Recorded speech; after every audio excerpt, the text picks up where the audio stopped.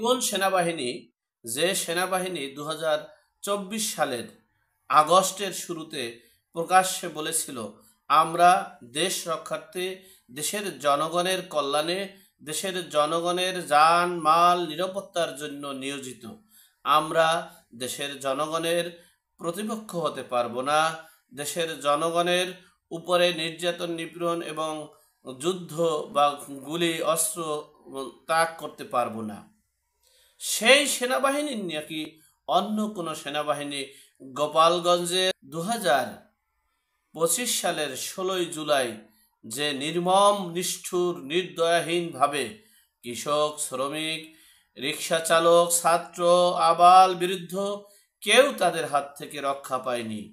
তারা নির্বিচারে গুলি ছুড়ছেন, নির্বিচারে অত্যাচার, নির্বিচারে নির্যাতন, নির্বিচারে নিষ্পাপ নিষ্কলঙ্ক ব্যক্তিদের জীবন কেড়ে নিয়েছেন। এটা সেই বিষয়ে মার্কিন যুক্তরাষ্ট্রের একটা অভিযোগ আন্তর্জাতিক আদালতে দিয়েছে এবং তারা কারা সে বিষয়ে সংক্ষেপে আপনাদের সাথে শেয়ার করছি। আপনারা যারা লাইক কমেন্ট সাবস্ক্রাইব করেননি, দয়া করে লাইক কমেন্ট সাবস্ক্রাইব করে পাশে থাকবেন, বেল আইকনটি বাজিয়ে দেবেন যাতে সঠিক তথ্য ইনফরমেশন আপনাদের কাছে শেয়ার করতে পারি, আপনারা খুব দ্রুত পেতে পারেন সেই প্রত্যাশা করছি। যাই হোক, যে বিষয়টা আমরা বলতে চেয়েছিলাম, আমাদের কিংস পার্টি, ছাত্র জনতা এবং ডক্টর মোহাম্মদ ইউনূসের এই প্রশাসনের পার্টি কিংস পার্টি, জাতীয় নাগরিক উন্নয়ন পার্টি, এই পার্টিটা আগামী সংসদ নির্বাচন প্লাস আগামীতে ক্ষমতায় যাবে, তারা নিশ্চিত 300 আসনে বিজয়ী হবে, সেই প্রত্যাশা নিয়ে পদযাত্রা শুরু করেছে। আপনারা দেখেছেন উত্তর অঞ্চলের পদযাত্রা শেষ করে দক্ষিণ অঞ্চলের পদযাত্রা প্রায় শেষ, মাঝ পথে বাংলাদেশের রাজধানী ঢাকার একটি জেলা হচ্ছে গোপালগঞ্জ, সেই গোপালগঞ্জের কে স্বাধীন করার উদ্দেশ্যে তারা ফেসবুক স্ট্যাটাস দিয়েছিলেন মার্চ টু গোপালগঞ্জ, এবং সেখানে বিভিন্ন সংবাদ প্রচার হয়েছিল, বিভিন্ন তথ্য উপত্য আমরা পেয়েছিলাম। গোপালগঞ্জ স্বাধীন করব, গোপালগঞ্জের নাম পরিবর্তন হবে, গোপালগঞ্জের শেখ মুজিবের কবর গুঁড়িয়ে দেওয়া হবে। এই বিভিন্ন তথ্য পাওয়ার পর আমরা যারা একটু অনলাইন প্ল্যাটফর্মে পক্ষে বিপক্ষে যুক্তিতর্ক উপস্থাপন করতে চাই বা করি, আমরা বলেছিলাম এটা ঠিক হবে না। কারণ হচ্ছে আপনারা রাজনীতির বিষয় নিয়ে পদযাত্রা করতে পারেন এবং আপনারা আপনাদের কাঙ্ক্ষিত প্রত্যাশা জনগণের কাছে বলতে পারেন, আপনারা আপনাদের নির্বাচনী ইস্তেহার বলতে পারেন, কিন্তু আপনারা হুঙ্কার দিতে পারেন না, আপনারা বলতে পারেন না গোপালগঞ্জ স্বাধীন করবেন। আর সেই কথার পরিপ্রেক্ষিতে আমরা যে এত কিছু দুর্ঘটনা ঘটেছে, সেই দুর্ঘটনাকে কেন্দ্র করে এক ভদ্রমহিলা বলছে, কেন এটা কি পূর্ব পাকিস্তান? গোপালগঞ্জ কি পূর্ব পাকিস্তান যে পশ্চিম পাকিস্তানি পাক হানাদার বাহিনীরা তারা তাদের দোসরদের নিয়ে এরপরে এই পূর্ব পাকিস্তান গোপালগঞ্জ স্বাধীন করবে, সেজন্য তারা এসেছে?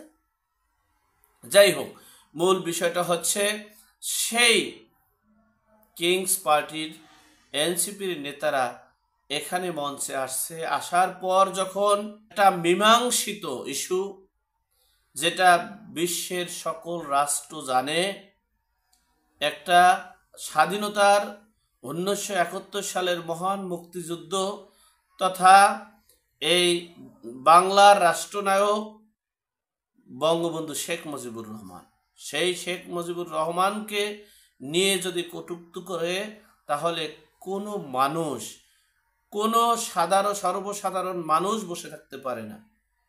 ঠিক তেমনি আওয়ামী লীগ গর্তে শেখ হাসিনা পালিয়ে গেছে এবং শেখ হাসিনার সকল নেতাকর্মীরা পালিয়ে গিয়েছে এবং গর্তে, সেখানে ছাত্র জনতা, কৃষক, শ্রমিক, আবাল বৃদ্ধা সকলে তাদের অস্তিত্বের জানান দিতে গিয়েছে।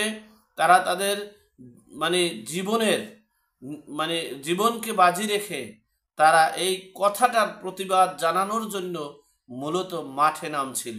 আর সেই অস্ত্রধারী এই কৃষক, শ্রমিক, জনতা, রিক্সা চালক, সাংবাদিকদেরকে যেভাবে এই সেনাবাহিনী, পুলিশ, বিডিআর সহ সকল আইন শৃঙ্খলা বাহিনী ঝাঁপিয়ে পড়েছিল।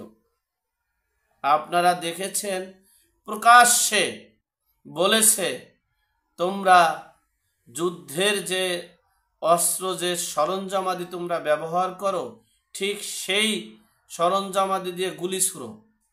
আর সৈনিকরা গুলি ছুড়ছে আর বলছে, স্যার আমরা চালিয়ে যাচ্ছি, মারতেছি, করতেছি, গুলি ছুটতেছি। সেই কথাগুলো আপনারা দেখেছেন।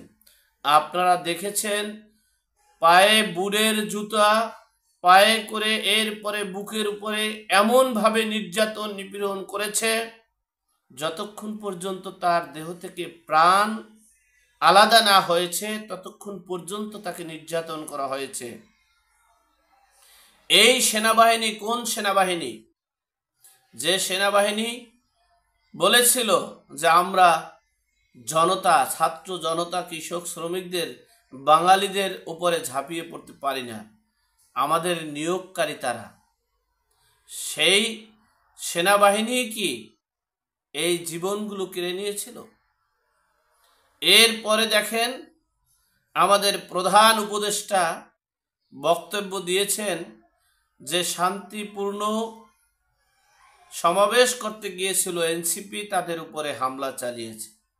সেখানে একটা বার দুঃখ প্রকাশ করেনি যে হাজার হাজার মানুষ আহত, তারা চিকিৎসাধীন আছেন, এবং সেনাবাহিনী প্লাস আইন শৃঙ্খলা রক্ষাকারী বাহিনীর বল প্রয়োগের মাধ্যমে যে হতাহতের ঘটনা হয়েছে সেজন্য তিনি দুঃখ প্রকাশ করেননি, এবং এই বিষয়গুলো তিনি প্রকাশও করেননি।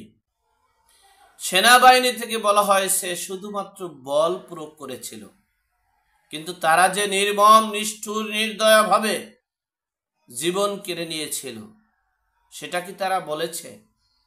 তারা কি বলেছে যে জীবন, এই দেহ থেকে জীবন চলে যাওয়ার পর ধর্মীয় রীতিনীতি অনুযায়ী এবং বাংলাদেশ সরকারের বিধান অনুযায়ী ময়না তদন্ত, জানাজা এবং সর্বস্তরের জনগণ জানাজায় অংশগ্রহণ করে তাকে শেষ বিদায় জানাবে, সেটা কি করতে দিয়েছে?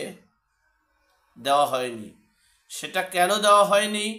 জাতি, দেশ এবং বিশ্ববাসী জানতে চায়।